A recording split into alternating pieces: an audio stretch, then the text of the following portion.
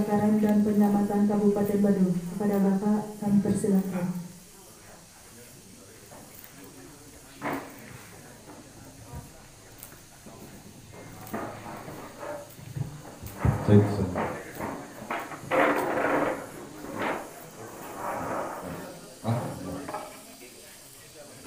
Baik, semangat pagi Bapak Ibu.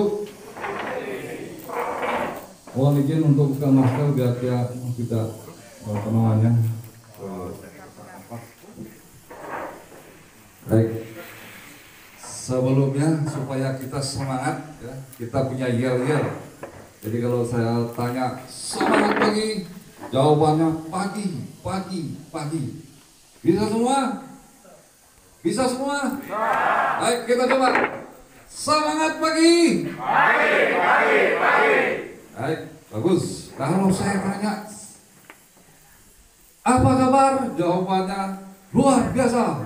Gitu Pak ya, Ibu, Bapak Ibu, bisa? Kita coba. Apa kabar? Luar biasa. Kurang keras. Apa kabar? Luar biasa. Baik, kalau yang tanya, siapa kita? Bongkaso Pertiwi Jaya. Bisa ya? Kita coba. Siapa kita? Bongkaso Pertiwi Jaya. Iya. Kalau saya tanya, bagaimana situasi? Jawabannya siap siaga. Ya, bisa? Kita coba. Bagaimana situasi? Siap siaga. Baik, kita ulang dari awal. Ya. Selamat pagi. Pagi, pagi, pagi. Apa kabar? Luar biasa. Siapa kita? Bongkaso Pertiwi Jaya. Bagaimana situasi? Siap siaga. Baik, terima kasih. Tepuk tangan untuk kita semua. Sesi perkenalan. Ya, jadi kata pepatah mengatakan kalau tidak kenal maka tidak sayang, gitu ya. Kewajiban memperkenalkan diri, tetapi pertama saya perkenalkan institusi dari Dinas Kebakaran dan Penyelamatan Badung. Jadi Dinas Kebakaran Penyelamatan Kabupaten Badung itu punya visi, Bapak Ibu. Ya, saya kira Desa Bongkaso Pertiwi juga menetapkan visinya. Visi kami adalah terciptanya rasa aman masyarakat dari bahaya kebakaran. Jadi tugas pemerintah ya dalam hal ini Dinas Pemadam Kebakaran dan Penyelamatan menjamin ya masyarakatnya itu aman dari bahaya kebakaran. Caranya bagaimana? Ada misi yang kita lakukan. Ya, jadi misinya itu ada 3. Yang pertama memberikan pelayanan prima di bidang kebakaran, ya penanggulangan, pencegahan dan penyelamatan. Jadi ada SOP ya, standar operasional prosedur yang kita tetapkan. Kemudian juga ada respon time yang kita tetapkan. Dari mulai Bapak Ibu melakukan panggilan atau menelpon damkar sampai tiba di lokasi kita tetapkan waktunya Bapak Ibu. 15 menit harus sampai. Bagaimana caranya nanti saya jelaskan. Kemudian yang kedua adalah terpenuhnya standar kompetensi petugas ya. Jadi wajib mengisi diri, meningkatkan kemampuan fisik dan intelektual karena di damkar 70% ya kemampuan fisik itu diandalkan. Kemudian sisanya adalah intelektual. Teknologi kebakaran sudah berkembang, jadi harus terus kita melakukan pembelajaran. Yang ketiga meningkatkan kesadaran dan menumbuh kembangkan partisipasi masyarakat. Artinya kebakaran bukan tanggung jawab pemerintah saja, tanggung jawab kita bersama untuk bersama-sama melakukan pencegahan dan penanggulangan kebakaran jika terjadi kebakaran. Lanjut program-program ya. Jadi Dinas Kebakaran Penyelamatan antara lain mempunyai program pertama memberikan pelayanan prima tadi ya. Menetapkan SOP, menetapkan respon time, kemudian memberikan penyuluhan kepada seluruh lapisan masyarakat, membentuk membina tenaga sukarela. Nah, tadi saya dengar sudah ada tenaga sukarela di sini, nanti bisa kita langsung jadikan dia Laskar Sapu Geni ke program Pak Kepala Dinas. Jadi kita punya Laskar Sapu Geni di tiap kecamatan, kalau bisa sampai ke desa seperti itu. Kemudian kita punya program pendidikan pencegahan usia dini, mulai dari playgroup TK sampai dengan SMA itu kita berikan pemahaman di bidang kebakaran, penjualan kebakaran. Kemudian ada namanya program pemeriksaan, ya, setiap alat-alat yang terpasang, alat-alat pemadam kebakaran yang terpasang di satu bangunan itu wajib diperiksa Bapak Ibu. Ya. Gunanya apa? Untuk memastikan alat-alat itu berfungsi dengan baik. Kalau dipasang kemudian tidak berfungsi, untuk apa? Ya, dia tidak bisa memprotek, tidak bisa melindungi gedung dari bahaya kebakaran. Jadi harus kita periksa setahun sekali. Lanjut, nah ini ya, dalam rangka memberikan pelayanan prima, yang pertama kita dilengkapi dengan Satpras. Apa saja itu? Yang pertama kendaraan kita, ya, namanya BW. Pasti dari istilah Belanda, brandweer, ya, mobil pemadam itu dinamakan BW. Kita punya di damkar di Badung itu total 30 kendaraan yang meliputi mobil BW dengan 4.000 liter, 5.000, 3.000, 8.000 dan 10.000. Ada mobil rescue, mobil tangga, mobil jeep, mobil komando, pick up dan truk pasukan. Kemudian ini hidran, sumber air, ya. Di wilayah Bandung itu kisah pasang dari mulai ujung utara sampai selatan itu sekitar ada 80 titik hidran, ya. Jadi ketika kita melakukan penanggulangan maka kita akan mencari sumber air terdekat, gitu ya. Kemudian ini lagi ya, untuk mencapai respon time. Nah ini, jadi kita menempatkan pos-pos pemadam di wilayah Badung 11 pos, mulai dari Badung Utara, dari induk dulu di Kebo Ibo, ya, Jalan Kebo Ibo, kemudian di Badung Utara, ini masuk Badung Utara, mulai dari Plage, ya, kemudian ke Petang, kemudian di Abian Semal, di Memui, di Dalur, gitu ya, itu pos Badung Utara. Kemudian di Badung Selatan meliputi di Jalan Kunti, Jalan Majapahit, BPG dan di ITDC. Kita tempatkan pos kita.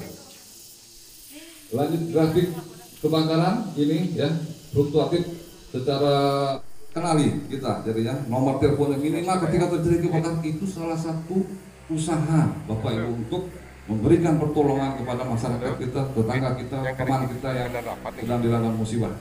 Ya, jadi ada namanya terlambat mengumumkan kebakaran. Itu masuk dalam penyebab sulitnya penanggulangan. Api besar, sudah besar, susah ditanggulangi sulit. Kemudian faktor angin juga, kalau angin bertiup kencang itu sebagai penyebab sulitnya penanggulangan kebakaran. Bangunan tanpa alat pemadam. Ya, saya tanya Bapak Ibu di sini ada yang punya alat pemadam di rumah? Ya, mulai sekarang ya, ketika kita sadar ya pentingnya untuk memprotek bangunan kita, minimal punya alat pemadam di rumah ya. Ya kalau tidak bisa beli apar, minimal punya karung ataupun handuk ya, kain bekas untuk. Tapi paling penting ini ya, kita bisa menyediakan apar. Nanti saya jelaskan kenapa harus punya apar di rumah.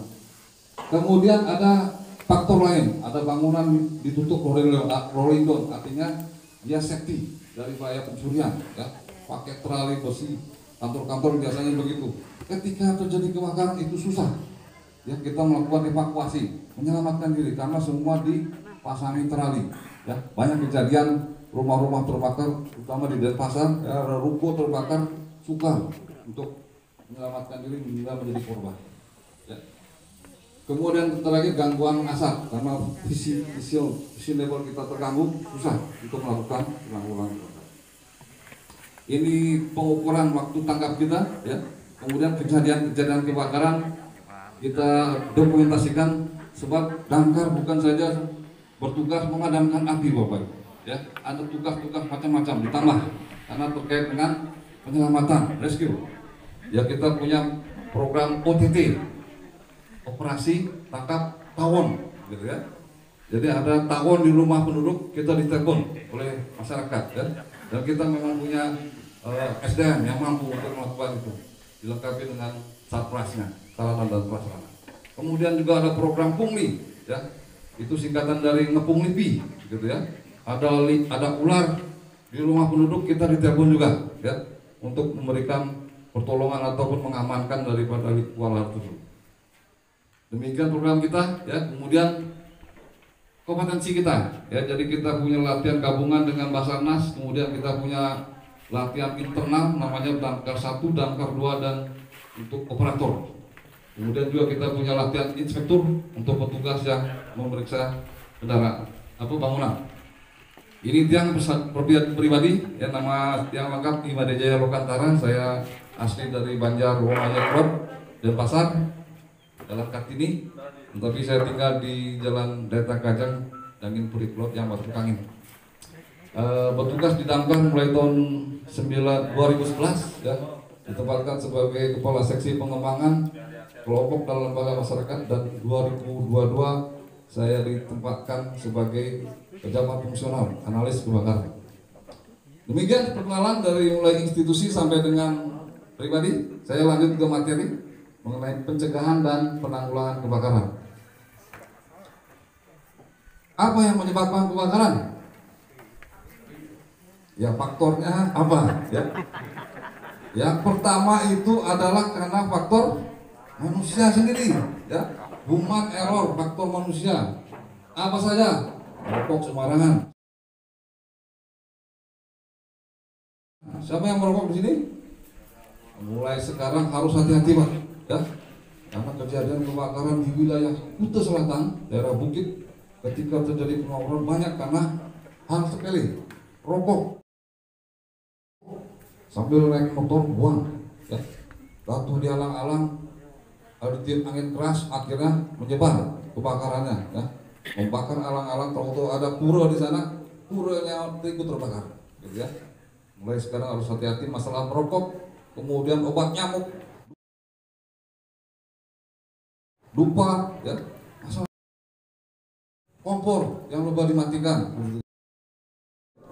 kemudian merusak instalasi listrik. Nah, ini kewenangan dari PLN nanti untuk menjelaskan. Ini gambarannya, ya, merokok sembarangan. Pastikan kalau merokok api sudah padam, ya, padamkan. Jangan sampai masih hidup ditinggal. Bakar sampah. Ya, wilayah Bandung Selatan, Kuta Selatan, masalah sampah, bakar sampah ditinggal. Tahu-tahu api masih hidup. Angin bertiup kencang sehingga kebakaran masih melebar ke tempat yang lain seperti itu. Masalah dupa juga, kebakaran Pasar Mambal.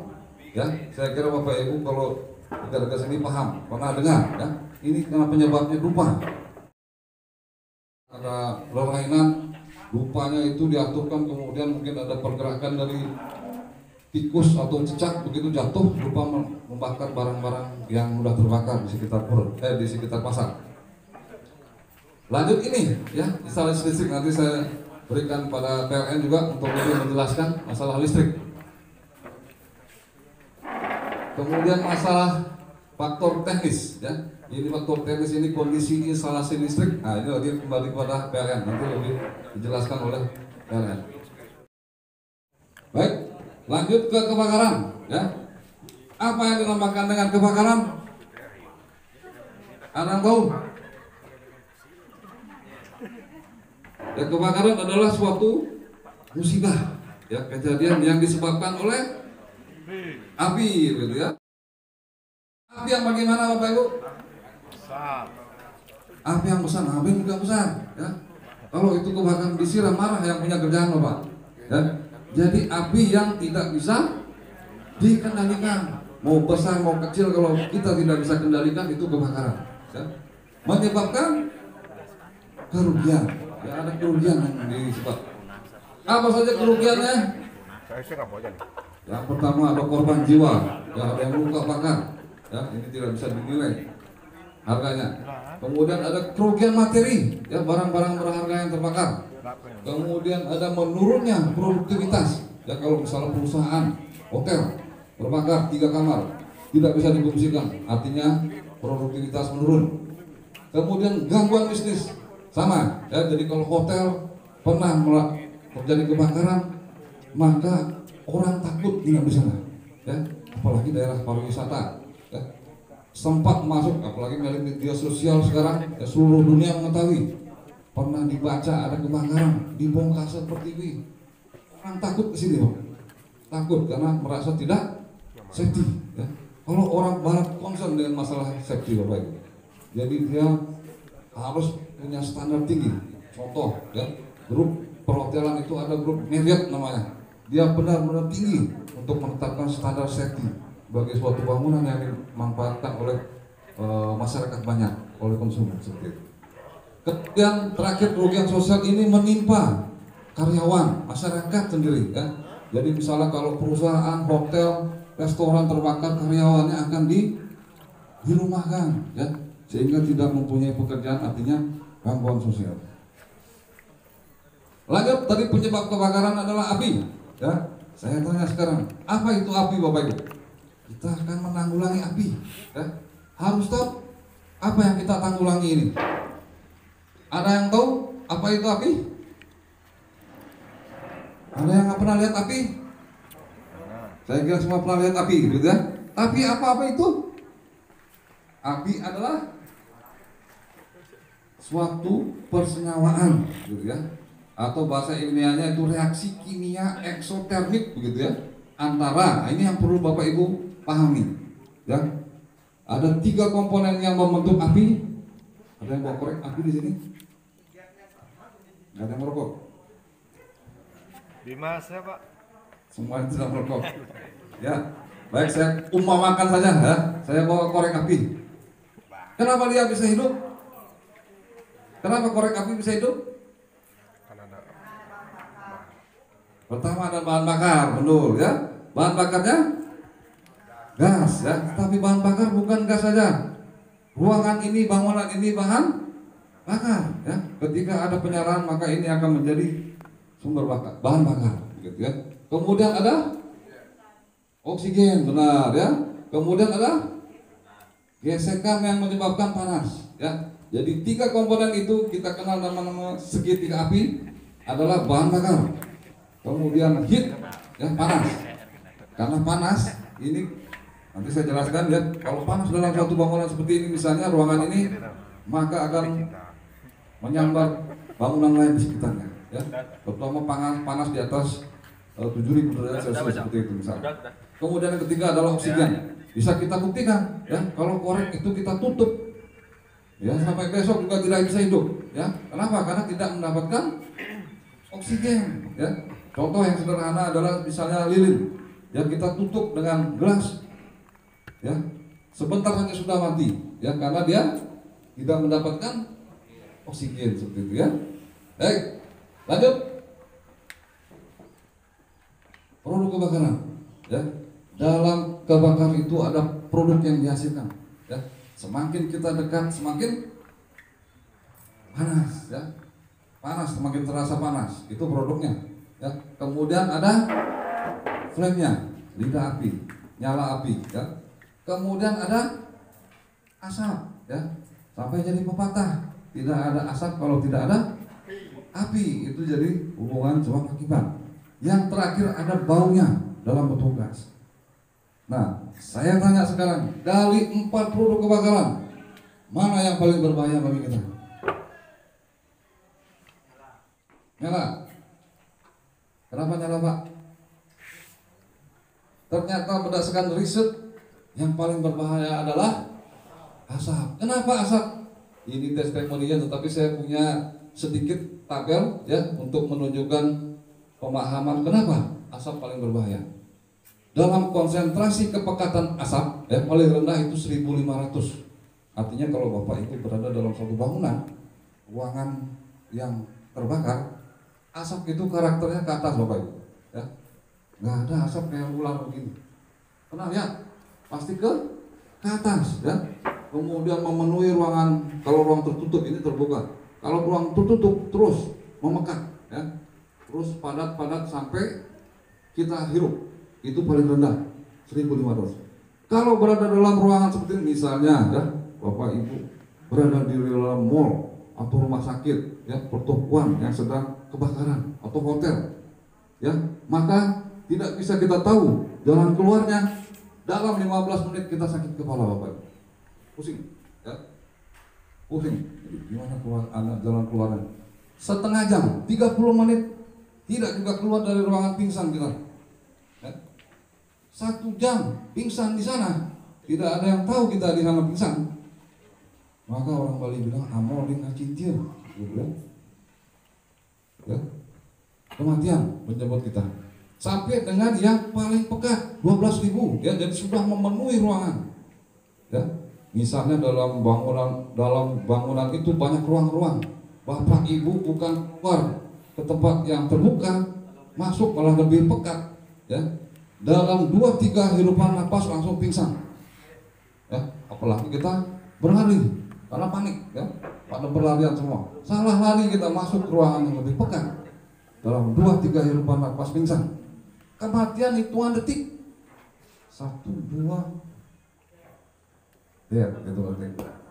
Itu bahayanya kebakaran, bahayanya asap, gitu ya. Jadi mulai sekarang, ya, mindset kita, pikiran kita ketik jelek nasib begitu, ya, berada dalam kebakaran. Yang harus kita hindari adalah asap, ya, supaya jadi korban. Kalau bisa merunduk, ya. Misalnya ini kan satu kelompok begini, kebakaran begitu, sepakati, ya, merunduk. Kemudian kalau merunduk masih terhirup, merangkak, gitu ya, merangkak dulu bu, merangkak dulu, ya. Tapi harus sepakat. Nanti ada yang merunduk, ada yang merangkak, terinjak-injak jadinya sebetulnya. Masih terhirup, tiarap, tadi ibu bilang tiarap. Kalau tiarap masih terhirup, tidak ada solusi. Tetapi dalam ilmu kebakaran 1 jengkal, ya, dari lantai masih kita bisa menghirup oksigen, loh. Ini harus kita tepat. Inilah pentingnya jalur evakuasi, ya. Kemana harus kita berlari, kemana harus kita berkumpul di tempat yang aman, itu harus disediakan. Ya, kita punya kebijakan di Damkar ketika kita menetapkan gedung itu safety, kita punya standar, ya, nanti saya jelaskan standar proteksi kebakaran. Baik, itu asap, ya. Jadi kemudian tidak semua kebakaran ditanggulangi dengan air, Bapak. Salah-salah malah berbahaya. Ini ada namanya kelas kebakaran, Bapak. Apa saja dalam ilmu kebakaran itu, kelas kebakaran sudah sampai I, ya. Tapi kita cukup 4 kelas saja, A, B, C, D, ya. Kebakaran kelas A adalah kebakaran benda padat, Bapak Ibu. Kain, kertas, kayu, besi, batu, plastik, benda padat pokoknya, yang padat-padat, gitu ya. Itu kita tanggulangi dengan air, ya. Kalau kebakaran benda padat, lihat ini benda padat, tanggulangi dengan air. Belum mati, besarkan airnya. Kalau kita tambah tekanan namanya, ada air bertekanan, gitu ya. Itu untuk kebakaran kelas A. Kemudian ada kebakaran kelas B. Kebakaran kelas B, ya. Ini kebakaran benda cair, ya. Minyak, bensin, solar, oli, spiritus, termasuk gas, itu masuk kebakaran kelas B. Dan ini tidak bisa pakai air. Nanti coba, ya, kita praktek pakai drum diisi air, diisi bensin sama solar, coba siram. Apa yang terjadi? Bukan semakin besar, semakin melebar, meluas kemana-mana. Coba bayangkan SPBU, yaitu gudangnya minyak, kebakar, bocor, kebakar, siram dengan air, maka dia akan kemana-mana. Api itu nggak bisa padam. Boleh dicoba nanti. Kenapa? Karena minyak berada di permukaan air. Ya. Kenapa bisa begitu? Karena ada perbedaan massa jenis atau berat jenis. Ya. Minyak pasti berada di permukaan air, ya. Nanti coba ada air dalam drum, ada minyak atau bensin, aduk itu, ya. Minyak pasti tetap berada di permukaan air, ya. Dunia kita berbeda, gitu dia bilang, ya. Jadi tidak bisa bercampur. Kalau dalam jumlah yang besar, SPBU banyak bensinnya disiram, maka akan menyebar kemana-mana. Tidak bisa menggunakan air. Lalu bagaimana? Odor, artinya diapakan? Disiram. Artinya ditutup, benar sekali. Kenapa harus ditutup? Kita putuskan salah satu daripada komponen tadi segitiga api, yaitu komponennya adalah oksigennya kita hilangkan, ya. Tutup. Rumah misalnya kalau kompor CGT, ya, kecil. Di rumah kan kompor kecil, ya. Tapi prosedur nanti dijelaskan oleh instruktur, ya. Yang kita putuskan bahan bakarnya dulu, hilangkan bahan bakar. Masih apinya besar, artinya sisa itu kan, tutup dengan media yang bisa menutupi.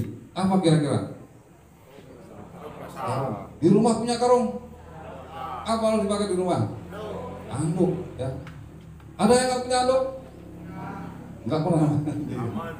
Ya, jadi minimal kita bisa pakai anduk, ya. Tapi ingat harus dibasahi, jangan main siram, lempar aja Pak, ya.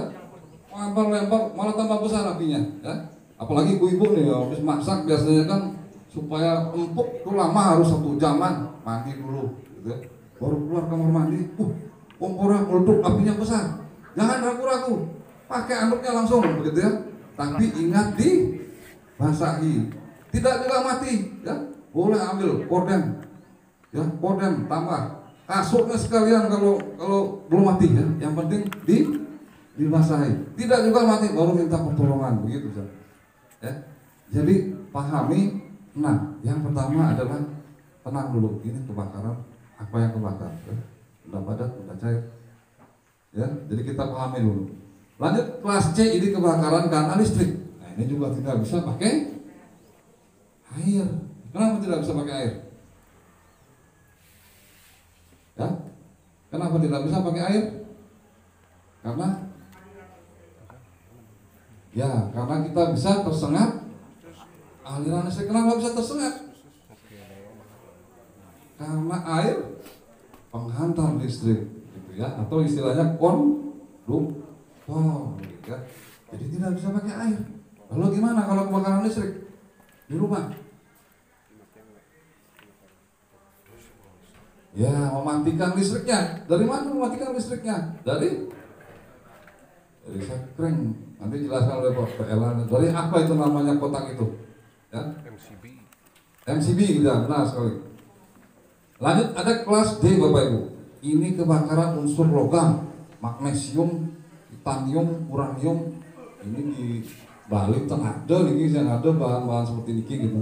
Jadi kebakaran kelas D ini kebakaran industri kimia, gitu. Di Bali belum ada pabrik kimia. Tetapi kalau ada kebakaran jenis ini juga tidak bisa menggunakan air, ya, tetapi menggunakan media yang dinamakan halon, ya. Kemudian perkembangan teknologi, masalah lingkungan, halon itu membuat lapisan novel menipis, berbahaya bagi lingkungan, dilarang, sehingga diganti dengan yang namanya halotron, gitu ya. Kalau Bapak Ibu pegiat pariwisata di hotel, pernah kerja di hotel atau sekarang masih kerja di hotel, ada hotel-hotel yang menggunakan media yang ramah lingkungan, ya ini, ya, clean agent namanya, atau halotron. Ya, saya kira lanjut. Ada pertanyaan sampai di sana? Kalau tidak ada pertanyaan berarti bunga di atas meja. Pas, gitu ya. Lanjut kita ke ini sekarang. Apa yang harus kita lakukan terjadi kebakaran? Ya. Kalau sekarang sudah bisa nanti diajarkan, ya, cara pemadaman, lakukan penanggulangan. Misalnya di hotel, di mall, ya, melalui ke Jakarta misalnya, gitu ya. Kebakaran, boleh Bapak Ibu, ada alarm kebakaran itu kita pencet, kita pecahkan, kita hidupkan, boleh. Itu memang malah untuk informasi kebakaran. Alarm berbunyi sehingga pengunjungnya bisa cepat kita evakuasi. Pakai, ya, ada apar, alat pemadam kebakaran pakai, ada hidran boleh dipakai kalau mampu, ya. Tapi itu kalau memang ada kebakaran, ya. Kalau tidak jangan, ini bahaya dengan security-nya. Kemudian, nah ini kalau kita biasanya ada ruangan yang menggunakan sistem digital, ya. Kalau kebakaran dia padam, listrik padam, otomatis stuck, ya, terkunci kita di dalam. Kita harus informasikan, ya, kita berada di ruang call friend. Sekarang semua pada bawa HP kan begitu, panggil dan informasikan saya terkunci. Jangan diam saja, ya, karena waktunya detik. Lanjut, nah ini kebakaran, ya. Kalau misalnya berada dalam ruangan mall, rumah sakit, hotel, begitu ya, ada informasi alarm hidup harus cepat, ya. Jangan lagi kita ambil pekerjaan lain, begitu ya. Waktunya hitungannya detik. Ini pernah ada informasi di Jakarta kebakaran Bank Indonesia, ya, di lantai 15. Itu begitu seorang ibu-ibu itu sudah berhasil dievakuasi. turun ke bawah, sampai di bawah ingat perhiasannya ketinggalan di loker, kembali, sudah dilarang, nggak boleh Bu, berbahaya, tapi ngotot ya karena itu nilainya miliaran, itu ada perhiasan semacam-macam di lodi itu miliaran yang memang dicek asetnya miliar. Jadi dengan memaksa masuk dan akhirnya tidak bisa kembali ya ke tempat kumpul yang aman ya. Jadi mana? Jadi dalam hal seperti itu mindset kita harus utamakan selamat dulu, relakan ya barang-barang, misalnya di rumah kita sendiri tidak bisa menyelamatkan barang-barang yang penting nyawa dulu ya, makanya harus kita kasih alat pemadam ataupun akses untuk cepat bisa kita keluar. Jangan kalau kita ke rumah bertingkat isi terali semua, minimal ada yang bisa kita bongkar dengan paksa, itu harus. Jadi ada terali tapi tidak dibaut gitu ya. Jadi yang tahu kan kita ya, maling nggak tahu itu nggak dipasang bautnya seperti itu. Jadi bisa kita bongkar paksa. Ya itu salah satu upaya untuk penyelamatan.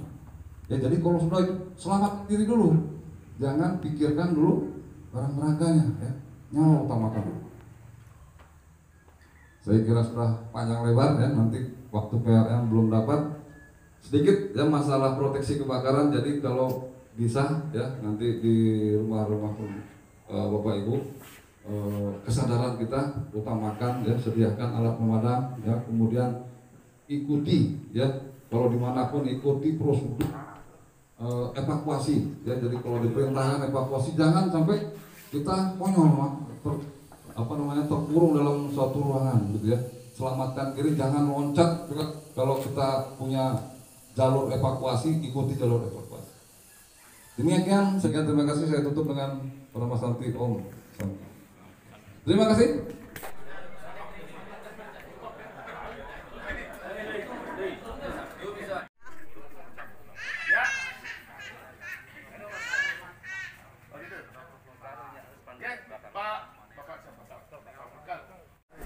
Yang di sebelah silakan biar bisa lihat. Silakan Bapak di sini Pak.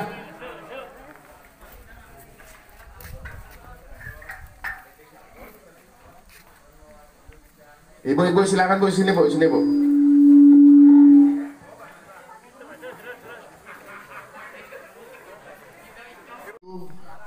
Kita lakukan tadi sudah diberikan teori oleh Pak Lokantara, dan dari itu kami sekarang ini akan memberikan Bapak Ibu praktek. Nah, tentunya wajib kami berikan secara konvensional atau tradisional, karena apa yang Bapak Ibu sampaikan tadi ditanya oleh Pak Loka bahwa Bapak Ibu tidak memiliki alat yang modern di rumah. Nah, itu wajib kami memberikan cara yang tradisional, yaitu dengan menggunakan karung guni. Kalau Bapak Ibu di rumah tidak memiliki karung guni, apa yang bisa dipakai? Anduk, ya. Selain anduk apa lagi? Ya, yang jelas bisa menutupi permukaan api tersebut dan harus dibasahi. Kalau tidak dibasahi akan menambah bahan bakar. Itu. Kalau bisa juga kasur mengangkatnya silakan, tapi harus basah. Jangan pakai tisu basah aja. Ya.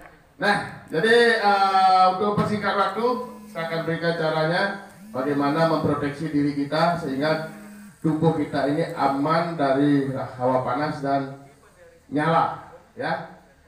Ini jangan dari ini hijau Bapak. Pak. Perhatikan, perumpamakan ini sudah kami basahi ya. Lalu perhatikan bagaimana tangan Bapak Ibu nantinya supaya tubuh kita terproteksi. Kita jongkok sempurnanya seperti ini. Kalau kita training atau latihan, ini yang sempurna bagi orang pemadam. Kalau jongkok begini bukan sempurna. Semang-semang masih cocok sempurna. Ya, ibu jari ada di atas. Ibu jari kita ambil dari samping. Ibunya di atas, oke? Ibu jari. Sudah itu kita angkat, kita lipat sehingga tubuh saya terproteksi. Ya, jadi tangannya begini kelihatan. Mengarah ke titik api. Kita berjalan berjalannya miring. Kenapa miring? Supaya kita bisa lihat apinya. Kalau begini apinya nggak akan lihat. Nanti bisa apinya kita tabrak. Jalan miring seperti ini. Bisa lari boleh. Setelah itu sudah ada di sini, yakin jongkok tutup. Rapatkan. Rapatkan, pastikan 3 unsur penyebab api itu terpisah. Yang dipisahkan apa? Oksigen. Nah itu. Rapatkan, nanti api itu padam, pasti akan keluar asap putih. Ya. Jadi keluar asap putih. Kalau sudah keluar putih, pasti selesai. Baik, benar nggak? Nyen gitu. Patuh. Patuh birem nih. Ya, setelah itu sudah padam, lalu kita angkat lagi. Tadi ibu, yang di mana ibunya tadi? Di atas, sekarang di bawah ibunya. Ibu jarinya. Angkat, lindungi muka lagi. Jelas nggak?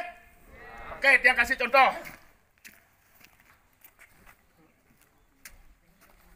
Kami harapkan Bapak Ibu berani mencoba.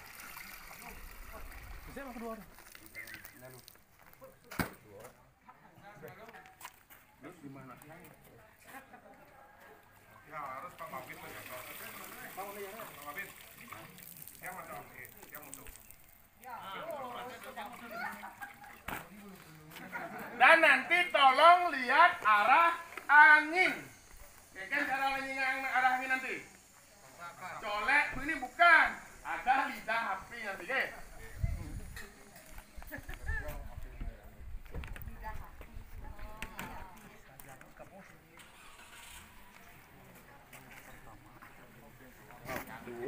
Dan ini hanya bisa digunakan pada saat api awal.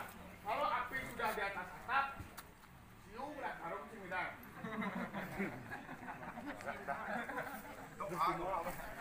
Ya, kalau dia tinggal berdoa.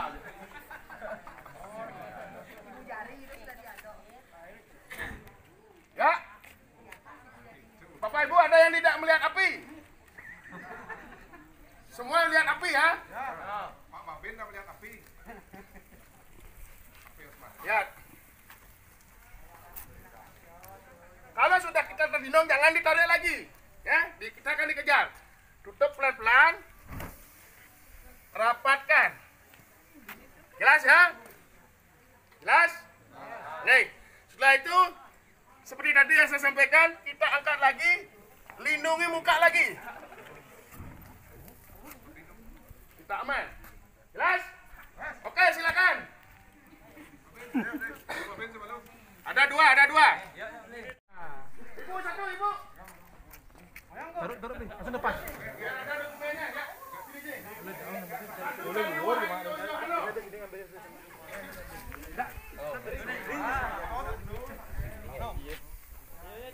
Saya mundur nih, mundur. Apa ini? Terus. Ibu jari di dekat. Le.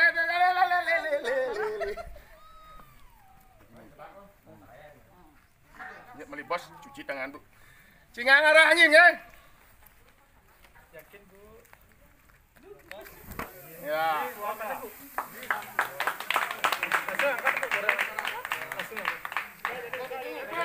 MC Busan.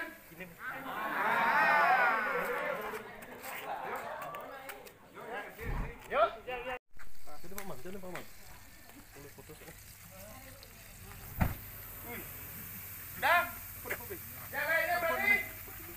Jalan berani?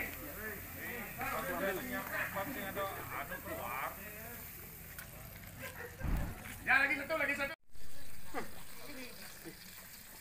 Lindungi muka Pak. Nah, itu cara penutupan. Kalau tidak pas penutupannya, ambil baru lagi. Siapa tahu ibu-ibunya datang ke kamar mandi. Apa itu kepanjangan apa? alat pemadam api ringan. Kenapa dibilang ringan? Karena bisa dijinjing dan bisa dioperasikan oleh satu orang. Baru kan ane jak bapak nih di kantor desa udah ada? Belum, mau. Baru kalau minyak lagi beli gitu. Kan dikompor langsung ya Pak. Ya, nah di sini saya jelaskan isi apa itu bisa berbagai macam ya. Artinya ada yang basah, ada yang kering.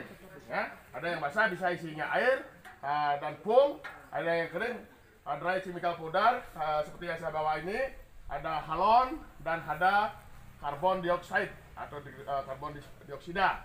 Nah itu jadi tidak terkonek, jadi aman.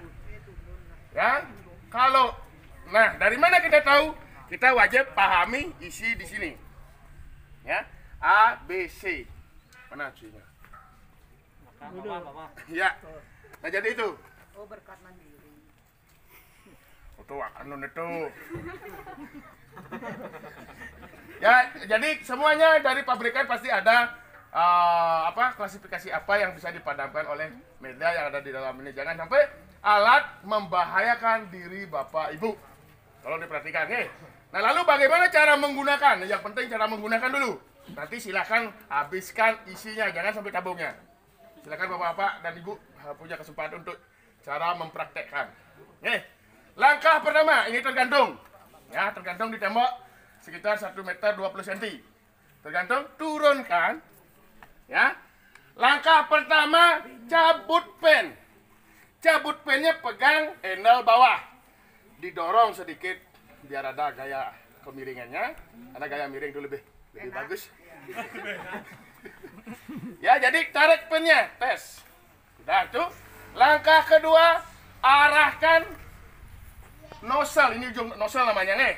Setiap yang memancar pasti namanya nozzle. Kecuali punya Pak Nyoman, bukan nozzle. Tapi namanya Setiap yang punya. Coba takain Bapak.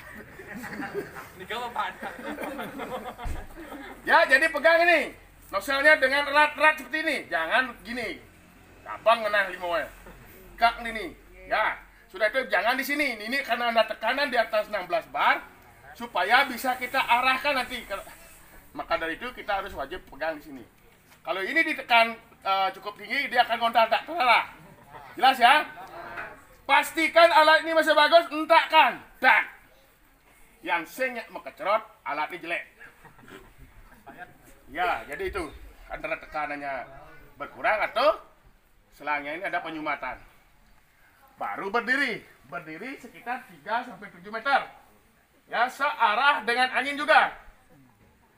Baru tekan, squeeze, tekan handle ini supaya menyatu dengan yang di bawah dengan sekuat-kuatnya.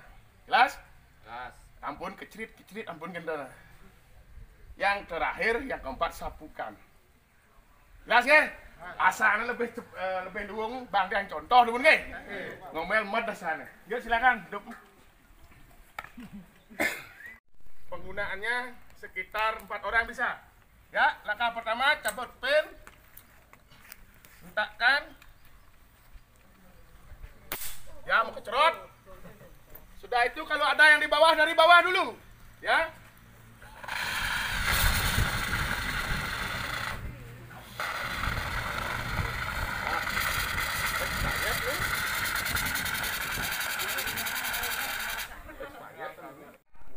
Adik, masih. Ya coba. Ya langsung aja sekarang langsung. Dekati lagi. Ya.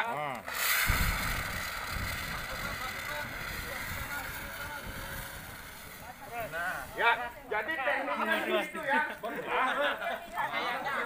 Ya, habis.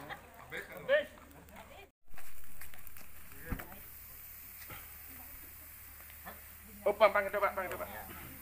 Jelaskan bagaimana atau langkah apa yang harus kita lakukan jika terjadi kebocoran.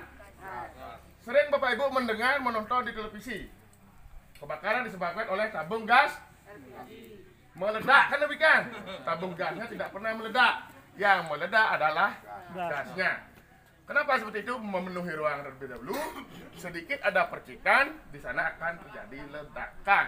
Nah, untuk itu kami harapkan kepada Bapak Ibu, kalau kita dengan cara apa kita tahu ada kebocoran gas?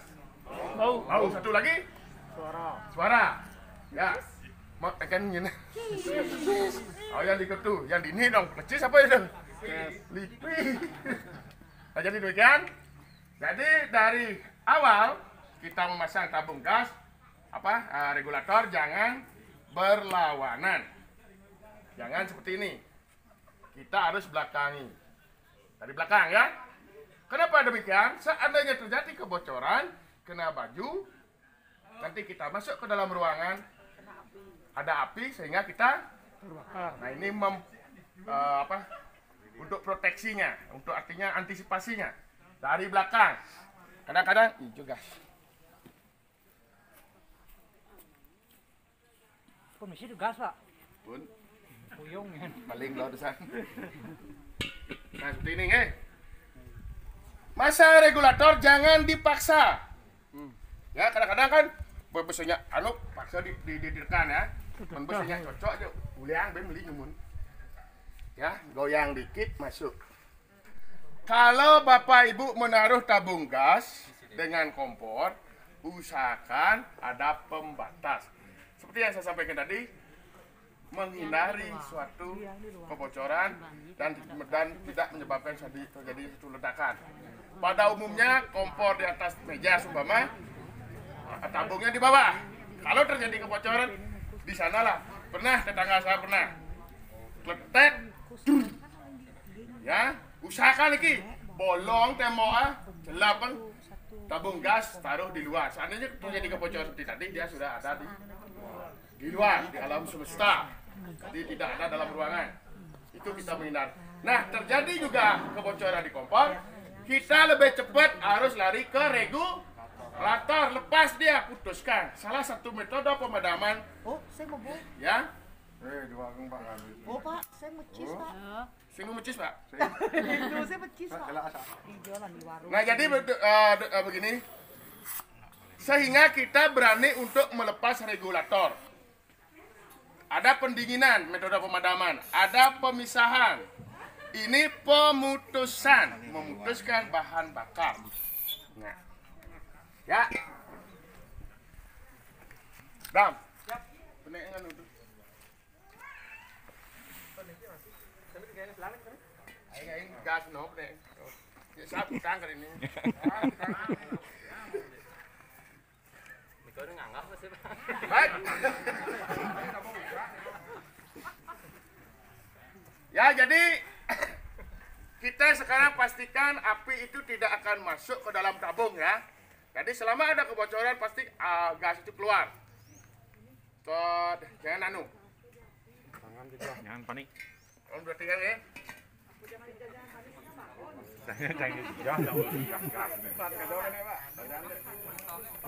Anu udah jarang. Ya, selama kebocoran terus begini. Kalau seperti ini apa yang harus kita lakukan? Tonton dulu. Tonton. Jadi tetap larinya ke regulator. Ditutup atau Cabut. dilepas. Ya. Kita harus putuskan bahan bakarnya. Jelas? Jelas ya? Ibu Bani tekap dingin, gasnya dingin ya. Nah, secara real yang sampaikan sekarang, ya secara real, jika Bapak Ibu memasak terjadi kebocoran,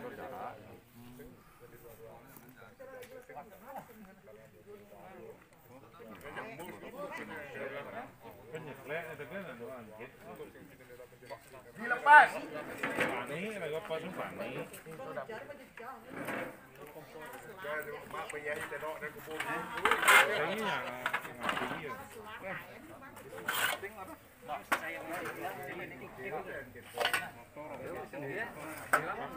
Simulasi orang dapur nih.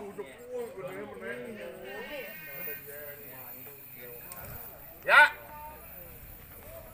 Nah, ini secara dia keluar. Dia tidak akan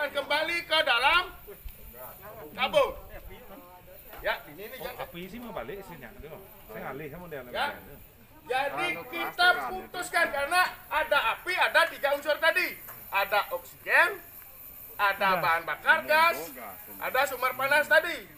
Kita putuskan satunya. Ya, gede Yoni. Soalnya gede. Ya, jadi kita putuskan ya. Jelas. Nah sekarang jika terjadi ini Niki melebar soalnya kita gede sampai mang. Gede.